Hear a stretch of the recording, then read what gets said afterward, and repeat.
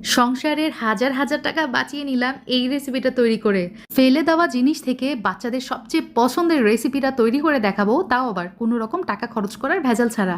তো সময় থাকতে থাকতে আপনারাও কিন্তু এই রেসিপিটা শিখে রাখতে পারেন, ইনশাল্লাহ সংসারের উন্নতিতে কাজে আসবে। আর সব সময়ের মতো সহজ করে আজকের রেসিপিটা শেয়ার করব, কারণ আপনারা তো সবাই জানেন। এক্স্যাক্টলি।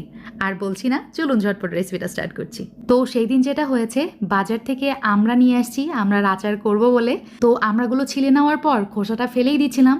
তো তখন আমার মনে হলো যে কেননা খোসা দিয়ে কোনো রেসিপি তৈরি করা যাক। আমড়ার মতো আমড়ার খোসাতেও কিন্তু রয়েছে প্রচুর পরিমাণে ভাইটামিন সি, যেটা কিনা আমাদের শরীরের জন্য অনেক বেশি উপকারী। বাচ্চারাও এই রেসিপিটা খাওয়ার পর অনেক বেশি খুশি হবে, I can guarantee you on that. সুন্দরভাবে আমড়ার খোসা কতবার পানি দিয়ে আমি ধুয়ে নিয়েছি, তারপরে এই যে প্যানের মধ্যে নিয়ে নিলাম। আর এখানে আমি ব্যবহার করেছি 2.5 কাপ পানি। ঠিক আছে, চুলার জালটা অন করে দিব, আর ঢাকা দিয়ে এটা জাল করার দরকার নেই।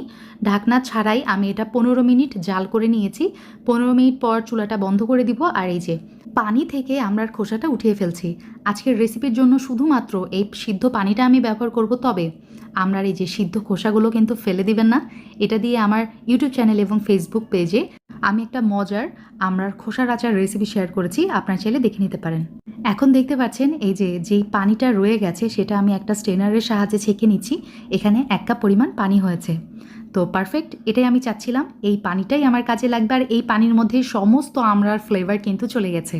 ছেঁকে নেওয়ার পর এই পানিটা সরাসরি আমি একটা প্যানের মধ্যে দিয়ে দিব, আর তার সাথে ব্যবহার করেছি 1 কাপ পরিমাণ চিনি।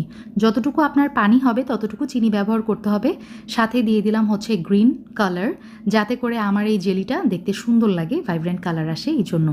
তবে কালারটা ইউজ করা একবারে অপশনাল। এখন খুব ভালো মতো আমি এটা জাল করে নিব। ঠিক আছে, চুলার জালটা লো টু মিডিয়ামে রেখে এভাবেই আমি জাল করতে থাকবো। তো যখন দেখবেন এই মিশ্রণটা সামান্য ঘন হয়ে আসছে, তখন এই যে দেখেন পানিতে আমি চেক করছি। রুম টেম্পারেচারের পানিতে কয়েক ড্রপস আমি দিয়েছি। তো পানির সাথে কিন্তু এই মিশ্রণটা মিশে গেছে। তার মানে আমার এই জেলোর মিশ্রণ এখনও কিন্তু তৈরি হয়নি।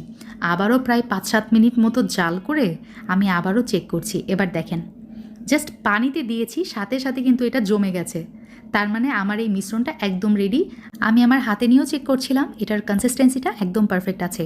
গরম থাকা অবস্থাতেই আমি একটা গ্লাসে ট্রান্সফার করে নিয়েছি। আপনারা যে কোনো বয়ামে বা কাচের বয়ামে এটা ঢেলে রাখতে পারেন।